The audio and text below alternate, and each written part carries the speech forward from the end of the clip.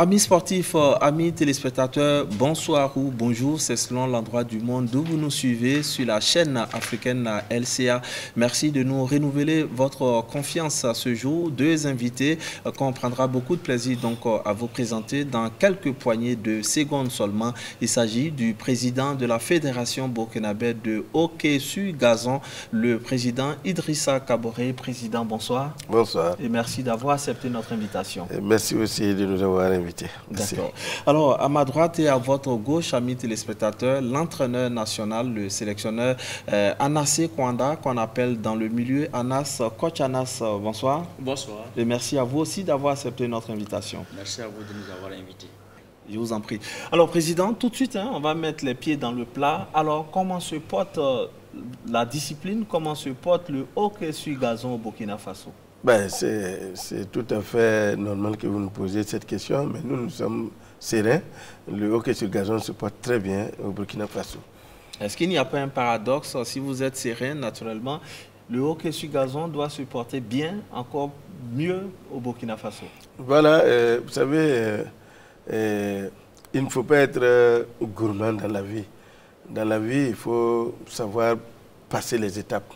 Et nous sommes à une étape où nous sommes satisfaits de ce qui se passe au sein de cette discipline-là. D'accord. Voilà. On reviendra à vous tout à l'heure, Président Idrissa Kaboré. Okay, on va se tourner vers l'entraîneur national, Anas Kwanda. Alors, Anas, oui. Dites-nous comment va l'équipe nationale de hockey sur gazon? Disons que l'équipe nationale de hockey sur gazon se porte très bien et que nous sommes contents de la progression de nos enfants, des joueurs bien sûr. Et je pense qu'ils ont atteint un niveau où nous-mêmes, il faut que nous-mêmes on se reforme encore. Parce que vu le niveau qu'ils ont actuellement, après 5 ans de pratique, je pense qu'on a un bon niveau. D'accord. Alors justement, après 5 ans de pratique, plusieurs clubs, mais finalement, on peut dire qu'il y a 2 ou 3, 4 tout au plus qui sortent du lot. Et on a l'équipe donc de Koudougou et puis l'équipe de Gonguin. Comment ça se fait? Pourquoi, en tout cas, le niveau qui n'est pas le même? C'est normal que le niveau soit un peu disparate parce que c'est les premiers qui ont eu à découvrir la discipline d'abord. On a commencé à Ouaga et à Koudougou. Les autres ont pris le train en marche, mais je vous assure qu'ils sont en train de nous titiller. Parce que ce n'est pas facile. Parce que disons que, ne serait-ce que les phases de poule, déjà on souffre un peu avec eux parce que c'est une discipline, ils aiment, ils sont venus apprendre avec nous. Mais je vous assure que ce n'est pas facile. Avec eux, pour les battre, ce n'est pas facile. C'est parce que nous, on les a dévancés un peu seulement, mais ils sont en train de venir, ils ne sont pas à la traîne. D'accord. On reviendra à vous également tout à l'heure dans les échanges. Alors, Président, récemment, vous étiez à Koudougou pour une rencontre des différents acteurs de la Fédération burkinabé donc de hockey sur gazon. Alors, dites-nous, qu'est-ce qu'il en ressort? Quelles sont les grandes décisions qui ont été prises au cours donc, de cette rencontre de Koudougou? Ben, d'abord, nous nous sommes rencontrés pour exécuter notre championnat national, notre 4e championnat. Et en marge justement de ce championnat, on a eu à rencontrer les différents acteurs qui sont sur le terrain et on a échangé autour de nos problèmes communs et envisagé les solutions qu'il faut vraiment pour une meilleure pratique de cette discipline-là. D'accord. Alors, en fin d'année dernière, en tout cas, l'équipe nationale donc, du Burkina a pris part au championnat du monde, en tout cas une compétition internationale en Afrique du Sud. Ça n'a pas été facile avant d'aller.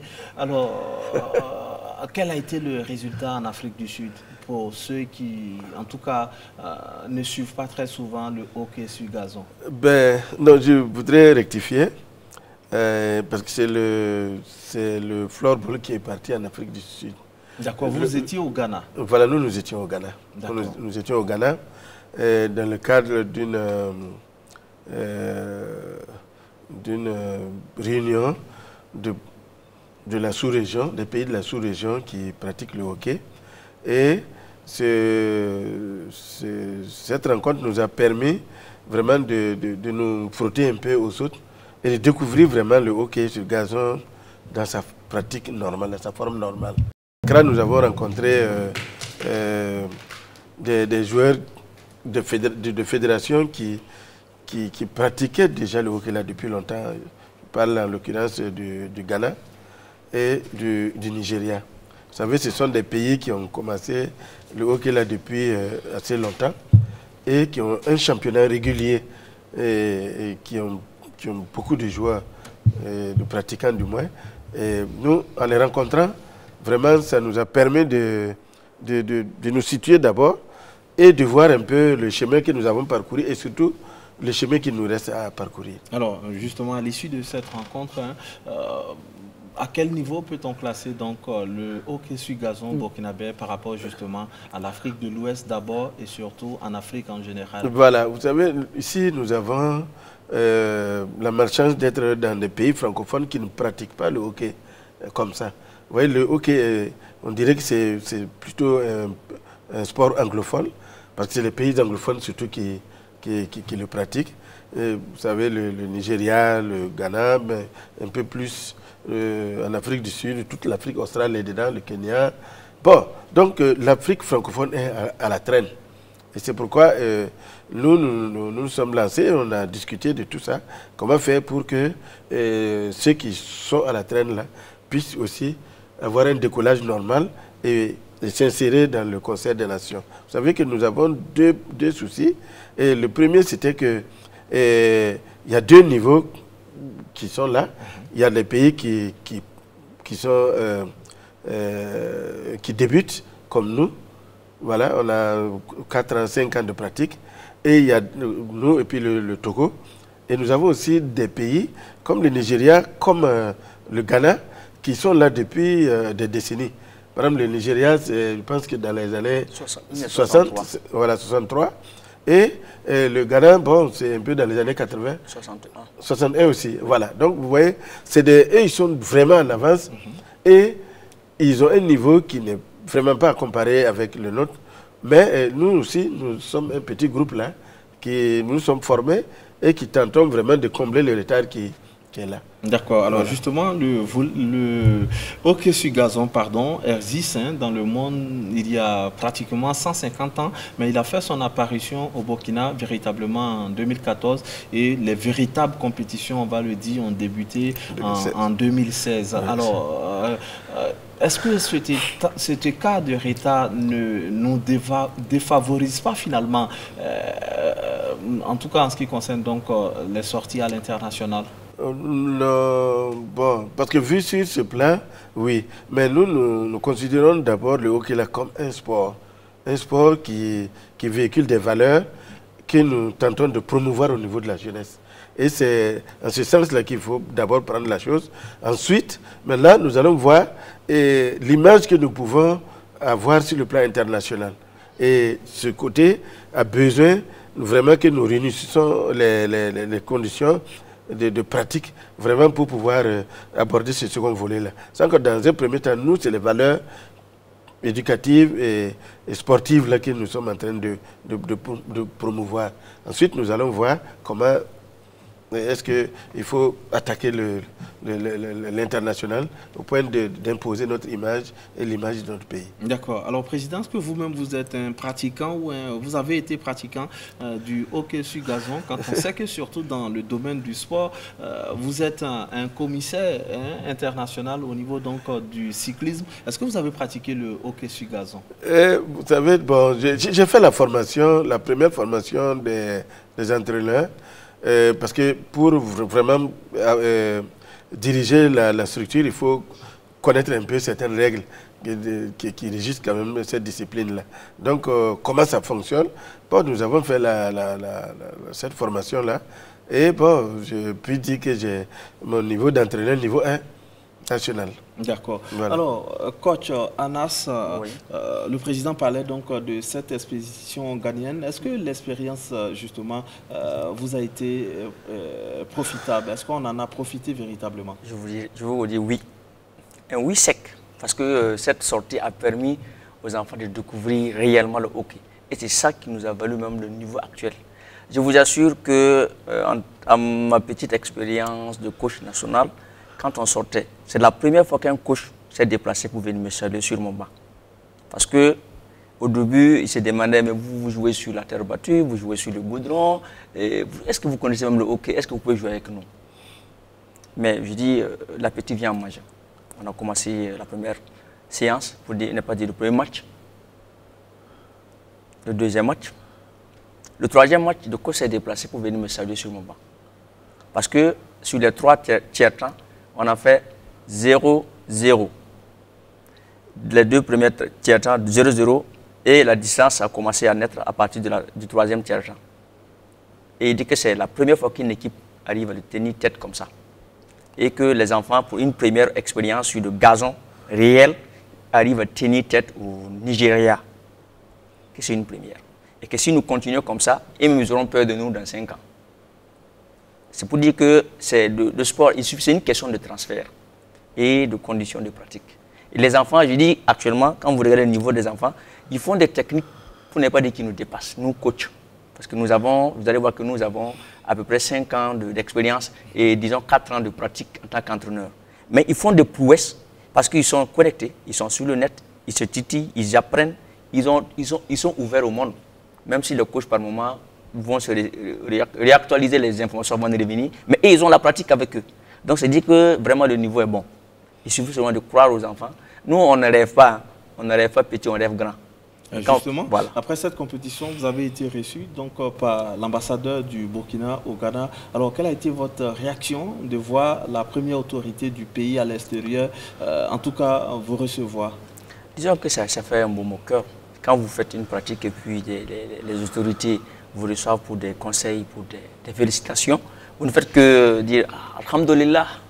Dieu merci. D'accord. Alors, coach, puisque vous êtes l'entraîneur national, on va parler technique en ce qui concerne donc le hockey sur gazon. On a avec nous sur ce plateau, en tout cas, je ne sais pas si je dois dire des instruments que vous utilisez pour la pratique donc du hockey sur gazon, même si on est en tout cas sur du verre ce soir. Alors, vous allez nous expliquer. On va commencer sans les soulever. On va commencer donc par les raquettes. C'est bien ça, c'est comme ça qu'on les appelle. C'est une crosse en français.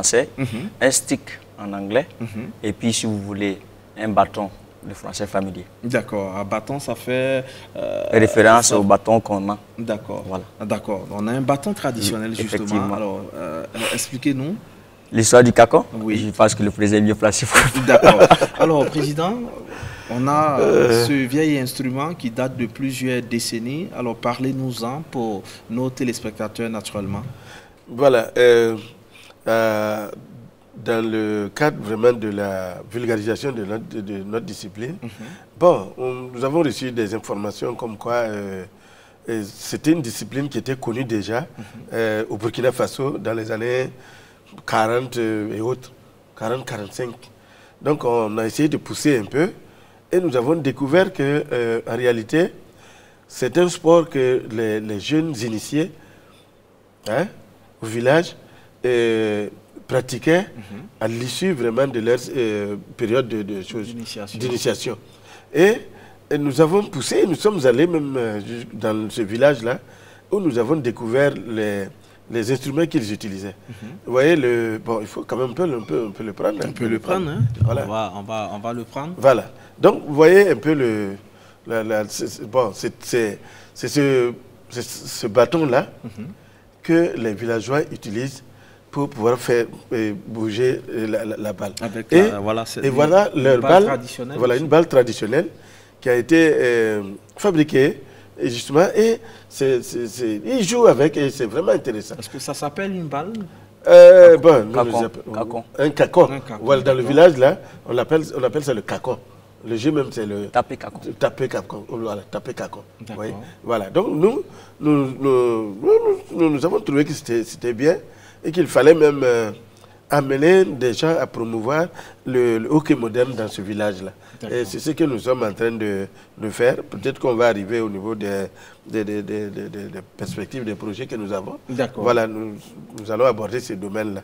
Parce que ça, vraiment, c'était une trouvaille que nous avons déjà signalée au niveau de la Fédération internationale de hockey et qui a vraiment apprécié le fait que la recherche soit poussée pour découvrir que ce hockey-là existait déjà, cette pratique-là existait déjà sous cette forme-là dans notre pays. C'est une fierté pour le Burkina Faso de faire partie, on dira, des vestiges. Et puis, au fil des années, on a modernisé donc les instruments de travail, de pratique donc du hockey sur gazon avec ces instruments modernes. On a ça c'est et la balle. Voilà, je pense que je vais laisser le coach. Le coach, comme ce sont alors, coach, parlez-nous d'abord de travail. Oui, ça c'est une balle de hockey qui pèse autour de 156 à 163 grammes. D'accord.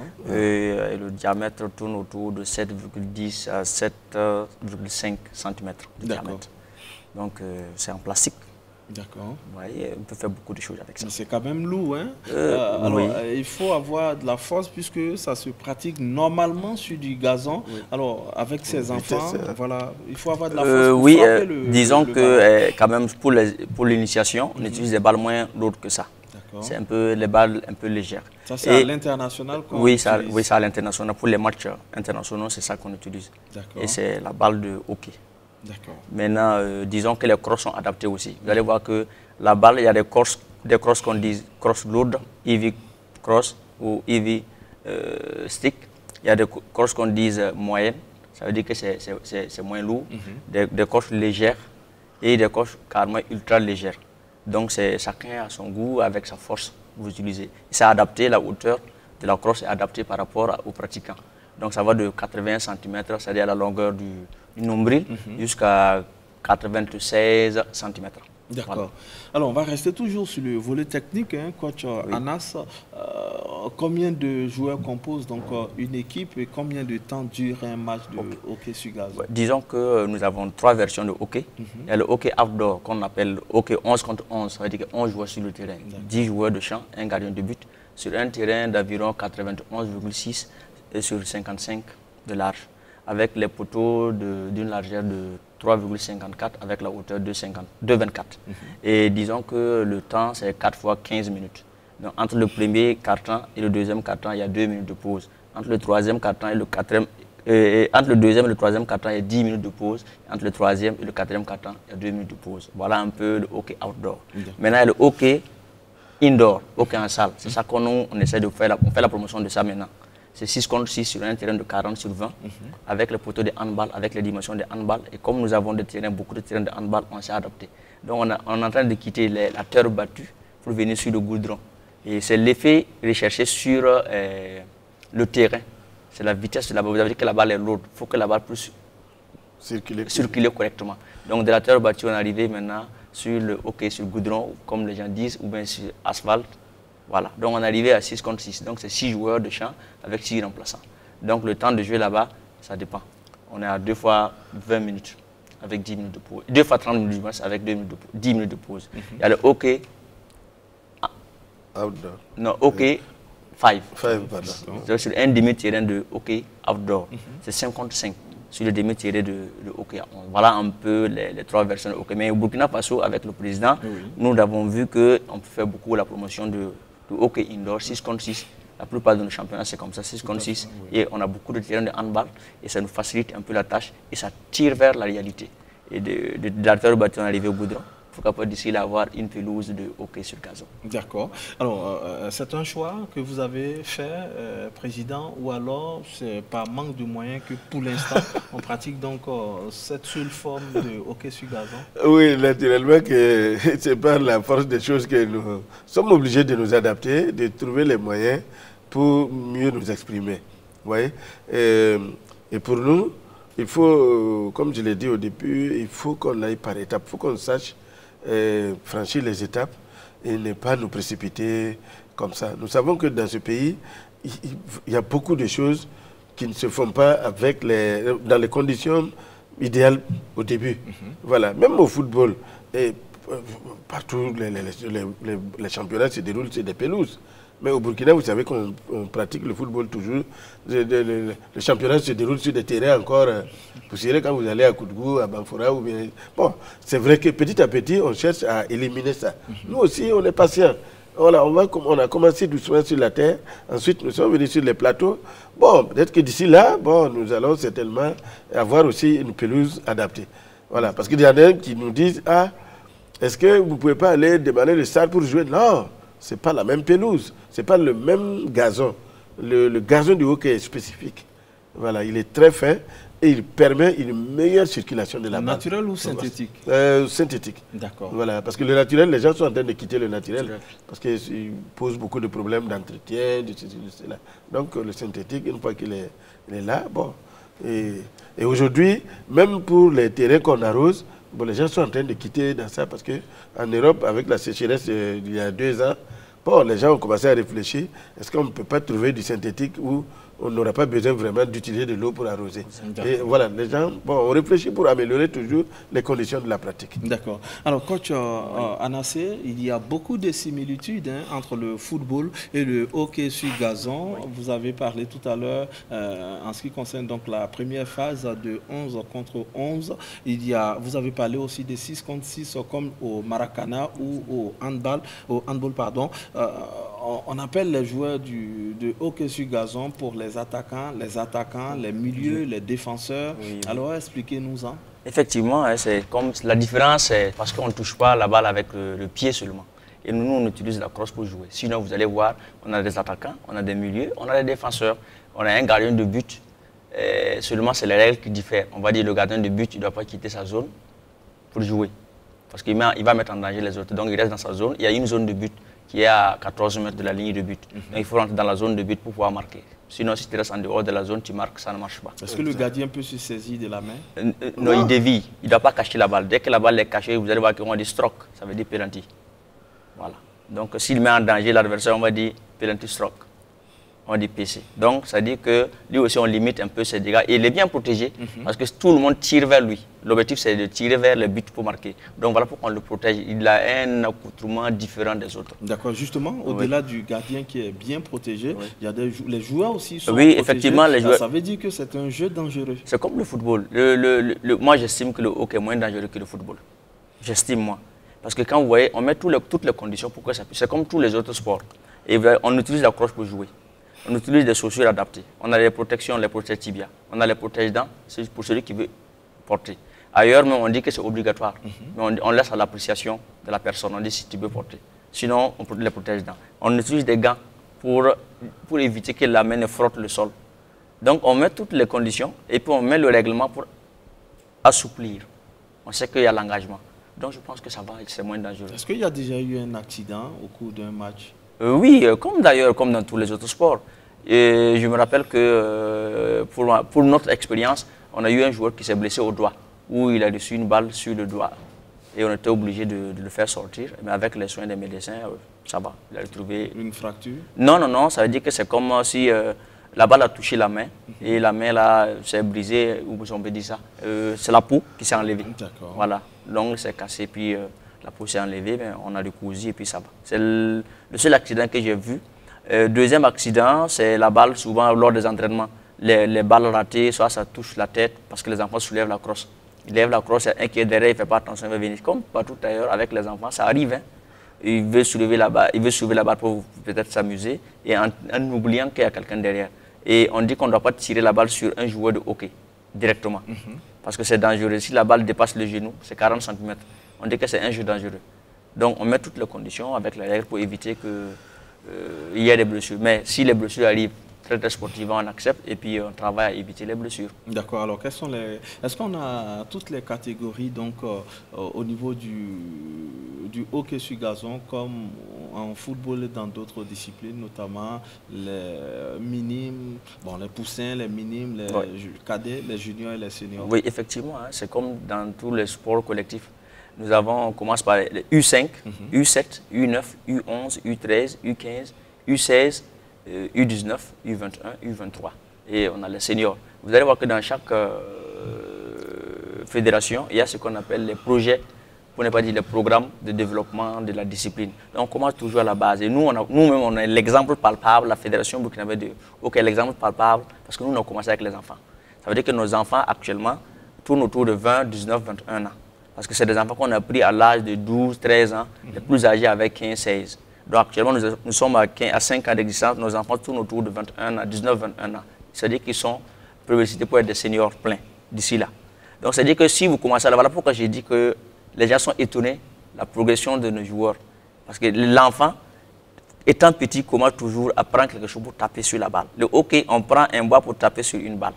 et on dit éviter que la balle ne touche le pied. Donc c'est comme si on était né avec le hockey. Il suffit seulement de faire la promotion. On a toutes les conditions parce que le cacon existe depuis des décennies.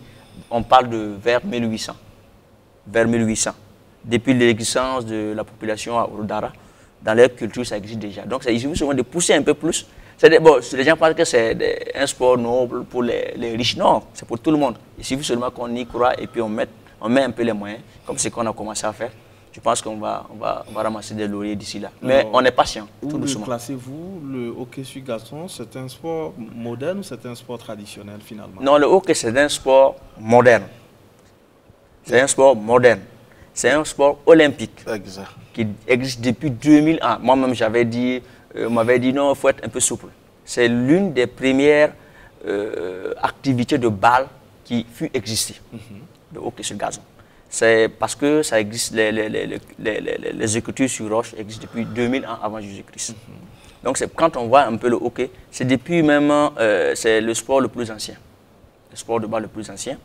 Et que quand vous utilisez, vous voyez l'historique du hockey. Le hockey est arrivé depuis 1924 aux Jeux Olympiques et n'a jamais quitté en tant que sport olympique. Donc c'est l'un des sports du moins qu'il faut promouvoir et aider les gens à promouvoir la discipline toutes les disciplines olympiques qui existent au Burkina Faso. D'accord. Alors Président, quand vous voyez aujourd'hui le parcours du hockey, en tout cas dans le monde entier, en général particulièrement au Burkina, vous dites que le fondateur justement des Jeux Olympiques, le baron Pierre de Coubertin, n'a pas eu tort justement d'initier cela aux Jeux Olympiques. Vous voyez, les sports qu'on introduit au niveau du comité olympique sont des sports dont les valeurs sont reconnues et qui méritent d'être promus et diffusés. Et scientifiques aussi. Voilà, donc c'est pour ça que on admet, le comité admet, il y a des sports qu'on admet régulièrement, mais il y a des sports aussi qui ne seront jamais olympiques. Ouais. Vous voyez, quand tu prends les sports automobiles par exemple, c'est vrai que ça brasse beaucoup d'argent, mais ce n'est pas olympique. C'est pas olympique. Donc, les valeurs olympiques là, qui sont des valeurs vraiment de sport, sont la clé même du tout. Aujourd'hui, je te raconte une petite anecdote. Allez-y. Voilà. En 2016, j'ai été invité au congrès de la Fédération internationale tenu à Dubaï. Et pour moi, c'était une nouvelle discipline que le monde était en train de mettre en place, de promouvoir.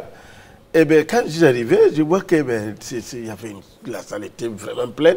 Et je vois qu'il y a plus de 120 pays qui étaient déjà membres. Je dis, mais écoutez, mais ça veut dire que ce sport-là, il n'est pas... on n'a pas eu la chance de le découvrir plus tôt. Justement, voilà, on n'a pas eu la chance. La question de savoir, puisque finalement c'est en 2014 seulement, est-ce que d'après vous, c'est une volonté politique? Non, c'est une volonté. C'était une méconnaissance de la discipline? Oui, il y avait une méconnaissance et il y a aussi le fait que, quand vous voyez déjà les conditions, rapidement, ça n'encourage pas les gens à y aller. Et moi, je te dis comment ça s'est passé.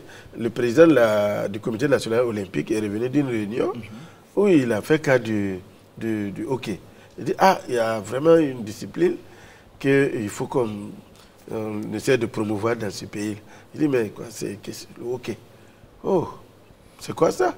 Il m'a dit un peu, j'ai pris les documents, j'ai essayé de voir un peu. Je dit, mais est-ce que nous, on pourra faire ça? Mais j'ai dit, mais moi, ça m'intéresserait vraiment de pouvoir découvrir cette discipline-là.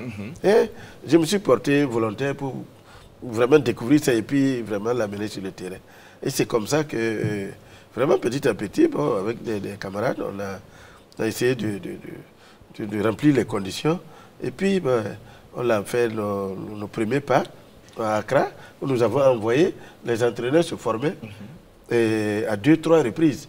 Parce qu'on a plus d'une dizaine d'entraîneurs qualifiés qui ont eu des diplômes vraiment de la Confédération africaine et de la Fédération internationale de hockey.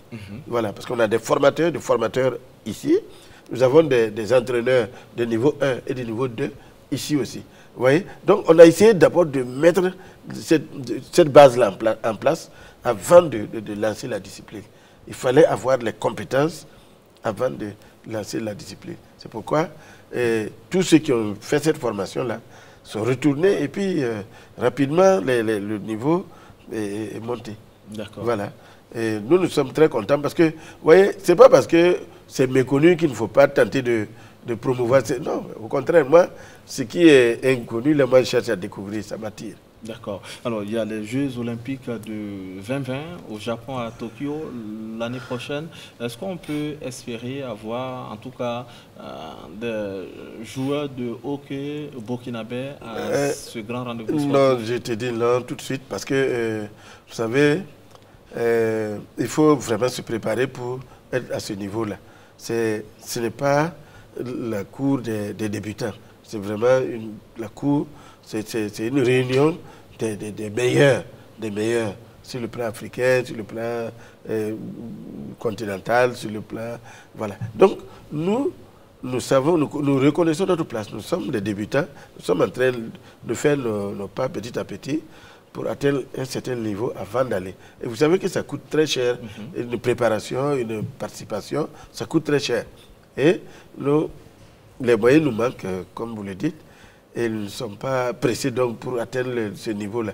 Nous voulons assurer nos bases avant de commencer à participer. Vous savez, pour la participation aux Jeux olympiques, il y a des éliminatoires et des qualifications qui se font sur le plan continental. Voilà, chaque continent fait ses éliminatoires et qualifie ses équipes pour pouvoir aller. Et je pense que c'est l'Afrique du Sud qui représente le continent africain cette année. D'accord. En tout cas, amis téléspectateurs, si vous venez maintenant seulement donc de nous prendre en marche sur la chaîne africaine, la LCA, sachez que vous êtes à votre rendez-vous hebdomadaire et nous avons deux invités aujourd'hui encore. Le président de la Fédération burkinabé de hockey sur gazon, à ma gauche, le président Idrissa Kaboré, à votre droite naturellement, et à ma droite et à votre gauche, l'entraîneur national Anassé Kouanda, qu'on appelle donc dans le milieu Anas, qui nous font le plaisir et l'amitié de passer donc nous expliquer comment se passe le hockey sur gazon burkinabé. Alors président, on va quitter quelque peu donc l'air de jeu pour parler administration ou administratif, c'est selon parler donc de l'existence de cette fédération. Les tests disent que pour créer une fédération, il faut avoir des ligues, des districts et des clubs. Qu'en est-il de la Fédération burkinabé de hockey sur gazon? Est-ce que vous respectez tout cela ou vous avez respecté tout cela? Et de combien de clubs, de districts et de clubs disposons-nous aujourd'hui au Burkina? Voilà, merci bien. Je voudrais d'abord, avant d'aborder ce sujet-là, bon, vous dire que en fait, le hockey sur gazon, c'est une appellation. Voilà, c'est pour différencier un peu du hockey sur glace que vous connaissez. Voilà. Donc, ceux qui disent que hockey sur gazon, vous n'avez pas de gazon, vous faites du hockey, donc c'est pas du hockey, c'est du goudron. C'est quoi? Bon, bon, il y en a qui plaisantent, mais nous savons ce que nous faisons, nous savons où nous allons. Aujourd'hui, la fédération dispose d'une vingtaine de clubs. Nous avons deux ligues qui sont vraiment fonctionnelles, la ligue du centre et celle du centre-ouest. Voilà, et les autres, c'est des... Vous êtes différent des autres fédérations, hein, parce que finalement, on a deux ligues, c'est Ouaga et c'est Bobo. Vous, c'est Ouaga et c'est Koudougou. Voilà, exact. D'accord. Exact. Et nous sommes en train de faire le maillage petit à petit du territoire. Vous voyez, toute la zone à partir de Waïguia jusqu'à Waïguia, Yako, Boussé, Ouagadougou, et en remontant vers Koudougou, Gawa, Boromo, Oundé. Et actuellement, nous avons un projet, d'ailleurs même dans le mois d'octobre, là, vers la fin du mois d'octobre, nous aurons une formation de nouveaux entraîneurs pour renforcer un peu les clubs existants. Vous savez, les clubs sont disséminés dans plusieurs provinces, mais il n'y a pas une forte concentration de clubs dans les villes en dehors de Koudougou et de Ouaga. Voilà, donc nous sommes en train de travailler pour amener les villes où il n'y a qu'un seul club à avoir 2 ou 3 de sorte à pouvoir faire des compétitions entre eux là-bas et pouvoir améliorer vraiment le niveau. Des compétitions régionales voilà. par zone et voilà. puis à la fin, jouer peut-être une finale ou bien un championnat. Voilà, exact. Voilà. Donc c'est l'idée un peu que nous avons. Donc nous sommes en train de renforcer ces villes-là de Boromo où il y a un club. Nous voulons qu'il y ait un ou deux en plus. Gawa, ça sera pareil.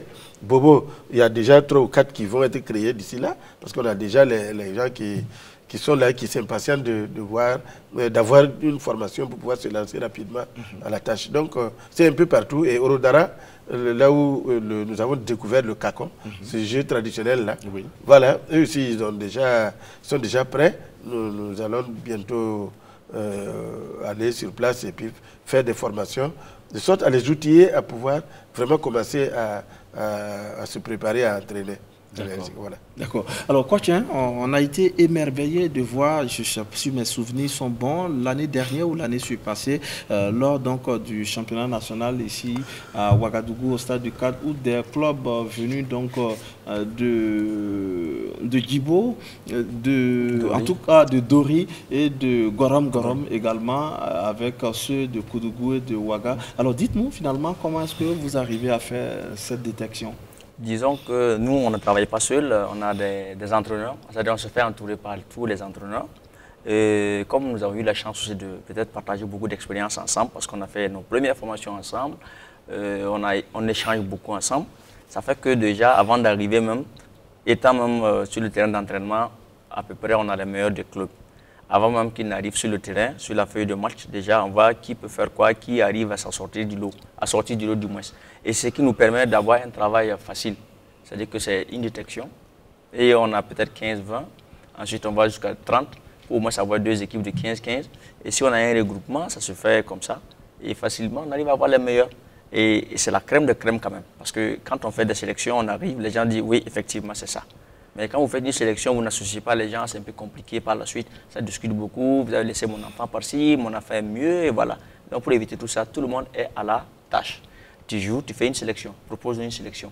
D'accord. Voilà. Alors, Président, une question quand même qui nous trottine dans l'esprit, c'est que les autres disciplines, les autres sports, on a les pesanteurs culturels ou parfois même dans des zones du pays, on refuse que les femmes pratiquent donc ces disciplines sportives-là, alors que vous avez eu la chance, parce qu'on a eu à le constater donc l'année dernière, en levée de rideau donc du championnat, un match des jeunes filles, il y avait une équipe même du Sahel, les 3 villes qu'on a citées un peu plus haut. Alors, comment est-ce que vous êtes parvenu justement peut-être à convaincre les parents pour que les jeunes filles viennent pratiquer donc le hockey sur gazon? Voilà, vraiment c'est une chance pour nous et c'est même un devoir pour nous de promouvoir le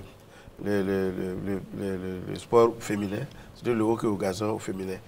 Et c'est même une recommandation de la Fédération internationale qui oblige les fédérations à faire du 50-50. C'est-à-dire que on ne doit pas uniquement voir les hommes et puis abandonner les femmes, ou voir les femmes et puis abandonner les hommes. Il faut aller sur une idée de parité. C'est-à-dire que la pratique là doit se faire à égale considération. Voilà. Nous ne devons pas délaisser le côté féminin. Seulement, c'est un peu plus dur. Mais nous sommes en train de petit à petit d'aller vers le renforcement justement de la participation des femmes au niveau du hockey. C'est que la plupart de nos championnats se font au niveau masculin, mais nous avons dans notre petit coin aussi de la tête l'organisation vraiment de ce sport-là sur le côté féminin. C'est bien qu'actuellement, il y a déjà 3 clubs en création, uniquement féminins. Et nous allons continuer cette prospection-là, de sorte à avoir autant de clubs féminins que masculins. Voilà. D'accord. Alors, Président, quelles sont vos relations aujourd'hui avec les autres fédérations sœurs des pays qui nous entourent? Peut-être que le Ghana, c'est d'excellentes relations, mais au-delà du Ghana et du Nigeria, on a d'autres pays qui nous entourent. Je crois bien qu'il a une équipe, en tout cas une fédération en Côte d'Ivoire. Quelles sont vos relations? Non, mais bon, vous voyez, en Côte d'Ivoire, c'est un peu plus difficile parce qu'ils ont ils n'ont pas encore de fédération, mais ils ont un monsieur là qui est venu du tennis et qui s'intéresse vraiment à cette discipline et qui a déjà subi vraiment des formations.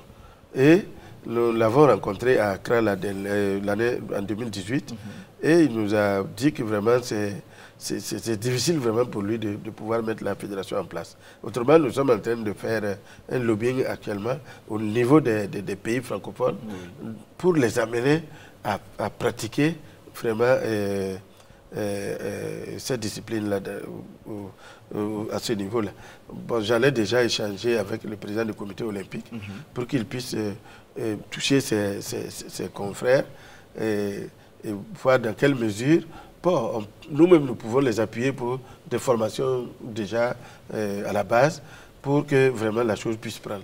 Vous savez que c'est le plus difficile actuellement que nous avons, c'est faire en sorte que ces pays-là aussi viennent pour que nous constituions un groupe de pression aussi. Voilà. Parce qu'on ne peut pas laisser ce sport-là uniquement entre les mains des anglophones. Il faut que les francophones s'y mettent, mais ce n'est pas une façon d'être un peu ségrégationniste ou pas. Non, nous voulons, c'est des pays qui sont à la traîne que nous voulons amener à vraiment s'insérer dans le concert des nations. D'accord. Alors, coach, encore, on va revenir à vous pour le volet technique. À votre niveau aussi, est-ce qu'il y a des contacts à l'extérieur avec vos confrères entraîneurs? Oui, je dis oui parce qu'on a eu la chance de bénéficier d'un stage de 3 semaines en Belgique, dans le club de Wellington. Ça nous a beaucoup apporté. La manière dont les clubs sont organisés, la manière dont ils font la formation, la manière dont ils font la détection et comment promouvoir la discipline à travers les autres parties là où vous êtes et comment faire pour étendre la discipline. Donc nous sommes restés permanemment en contact et chaque jour que Dieu fait, c'est de la formation que nous avons. Parce que le fait d'échanger avec les autres, nous arrivons aussi à pouvoir faire beaucoup de choses. C'est dire que les contacts, on est en contact avec les Togolais, avec Komla, le DTN de la Fédération togolaise de hockey. On est resté en contact avec le Ghana. On est resté en contact avec le Nigeria. C'est-à-dire qu'on travaille en tandem. Parce que quand vous voulez grandir, il faut viser loin. Il faut travailler beaucoup avec les plus grands. Il faut se frotter aux plus grands pour être grand aussi un jour. Donc c'est comme ça, l'un dans l'autre, que nous arrivons à... Mais on se fait toujours petit pour beaucoup apprendre. Donc je pense que l'un dans l'autre, Dieu voulant, d'ici là, en tout cas, je vous donne rendez-vous dans 5 ans. D'accord. Est-ce qu'on verra l'année prochaine, peut-être que c'est une doléance, je vais me faire votre avocat, votre porte-parole auprès donc, du président. Est-ce qu'on verra l'entraîneur Anas au Japon pour les Jeux Olympiques pour encore apprendre aux côtés justement de ceux qui sont déjà au sommet? C'est notre souhait, effectivement, que de faire partie vraiment de la délégation qui doit se rendre aux Jeux Olympiques, histoire de voir un peu le niveau général du hockey et surtout de consolider nos relations. Nous n'avons pas, on n'a pas raté un seul congrès de la Fédération internationale, tout simplement parce qu'on a voulu rencontrer ceux qui sont là-bas depuis longtemps et puis nous inspirer un peu, voir comment les choses se passent. Et vraiment, à ce niveau, vraiment, ça va. Ça va. On était à l'Inde en octobre dernier. Voilà, et nous avons pu rencontrer vraiment beaucoup de responsables de fédérations. Et vraiment, c'est dire que vraiment, nous sommes bien écoutés et bien appréciés. Et aujourd'hui, on est bien connus. Le Burkina est bien connu au niveau de la Fédération internationale. Parce que dès qu'on arrive seulement, le président, le Burkina, est-ce que vous êtes là? Oui, si on dit on est là, après il prend la parole et puis il dit voilà, le Burkina est là, applaudissez, applaudissez. Ça veut dire qu'on verra peut-être dans quelques mois, quelques années, le Burkina être représenté au niveau international. Bon, ça, en tout cas, il y a un travail de fond qui mérite d'être fait. Parce que même en octobre dernier, comme je le disais, il y a eu un renouvellement partiel des instances au niveau de la Fédération internationale. Et nous avons porté la candidature du Ghana à ce niveau-là, qui a été vraiment bien accueillie et elle est passée. Voilà, la trésorière de la Fédération ghanéenne, qui est en même temps la trésorière de la Confédération africaine, est passée maintenant au niveau de la Fédération internationale comme membre de part entière. D'accord. Alors on va terminer avec vous, hein, Président. Un mot, on va arracher un mot donc à l'entraîneur Anassé. Alors on va parler encore de Koudougou avec cette jeune dame, hein, l'entraîneur d'une des équipes de Koudougou, pratiquement championne 2 ou 3 fois. 3 fois. 3 fois déjà. Alors, quel est son secret, vous qui êtes entraîneur national? Disons que son secret, c'est le travail. C'est le travail, elle travaille, elle ne s'amuse pas à la rigueur. Et vous voyez, c'est dit, ce sont des enfants. C'est la maman des enfants. Les enfants l'écoutent et elle travaille. Et en tout cas, si vous arrivez, vous voyez comment elle travaille, vous ne faites que l'apprécier. Malheureusement, cette année, elle n'a pas eu de championnat. Ce n'est pas grave, ce n'est que partie remise, parce que c'est le club rival qui a eu le championnat. Donc c'est normal. Eux aussi travaillent pour grandir, les autres aussi, c'est comme ça. Donc c'est le hockey qui gagne. Disons que l'un dans l'autre, on voit qu'il y a une rivalité, tout le monde veut arriver. C'est ça qui est bien. Il y a les enfants de Gauguin, ici à Ouagadougou, qui, en tout cas,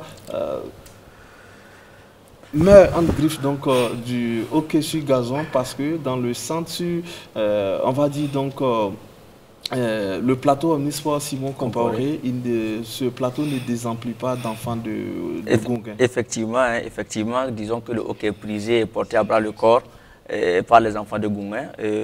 Tout le monde travaille et puis ils ont cru et vraiment ça paye. On évite tous les enfants, on évite les parents à laisser les enfants venir au hockey. C'est une nouvelle discipline.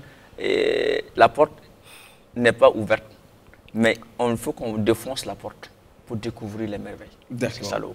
Merci beaucoup, coach Anassé. Ça sera d'ailleurs votre mot de la fin. Merci d'être passé nous voir. Les portes de la télévision vous sont ouvertes. Vous n'avez pas besoin donc de la défoncer pour découvrir. Tout y est déjà. Alors, à tout honneur, à tout seigneur, tout honneur, président, le mot de fin vous revient. Alors, quelles sont les difficultés auxquelles la Fédération de hockey sur gazon est confrontée? Bon, d'abord, je voudrais rassurer les uns et les autres qu'au niveau du hockey, l'accent est mis sur la sécurité des joueurs. L'accent est mis sur la sécurité des joueurs. Et tous ceux qui sont impliqués dans le jeu doivent se comporter en fonction de la sécurité des autres. Donc, il ne faut pas voir un peu les bâtons là, qui peuvent servir d'armes en cas de bagarre sur le terrain. Mais nous n'avons pas encore rencontré cela parce que nous insistons sur cet aspect des choses. La sécurité, la sécurité, la sécurité. Voilà. Et maintenant, pour répondre à ta question, nous avons les mêmes difficultés que la plupart des fédérations. Et ces difficultés-là sont liées au fait que le Burkina n'a pas une culture de sponsoring. Et ça, c'est quelque chose qui pèse sur les fédérations. Il faut que ceux qui peuvent promouvoir vraiment le sport-là s'y mettent. L'État, à lui seul, ne peut pas vraiment assurer le plein développement de tous les sports. C'est pourquoi nous lançons un appel à toutes les bonnes volontés, à tous les sponsors qui peuvent vraiment nous accompagner, de le faire parce qu'ils ne vont pas le regretter. Ils ne vont pas le regretter parce que nous avons, comme on le dit, nous avons commencé déjà en 2015-2016 et vous voyez, déjà on est déjà à plus de 800 pratiquants. Vous voyez, et ça ne fait que ça grandit. Donc c'est quelque chose qui est fait pour vraiment s'imposer tôt ou tard dans ce pays-là. Et nous y travaillons pour. Président, merci beaucoup pour, en tout cas, ces doléances et surtout de nous avoir appris donc à pratiquer votre discipline, notre discipline commune. Merci à vous également, coach Anassé, d'être passé nous voir. C'est ici qu'on s'arrête donc, amis téléspectateurs, amis sportifs, et c'est la fin de ce rendez-vous de ce jour. Il a été question donc de hockey sur gazon au Burkina Faso avec le président de la fédération et l'entraîneur national. On n'a pas la prétention d'avoir abordé en tout cas tous les contours donc de la discipline. Vous pouvez la découvrir ou la redécouvrir, c'est selon, et nous serons encore là la semaine prochaine pour parler d'une autre discipline avec un autre ou d'autres invités. Portez-vous bien, ciao ciao et à très bientôt. Merci.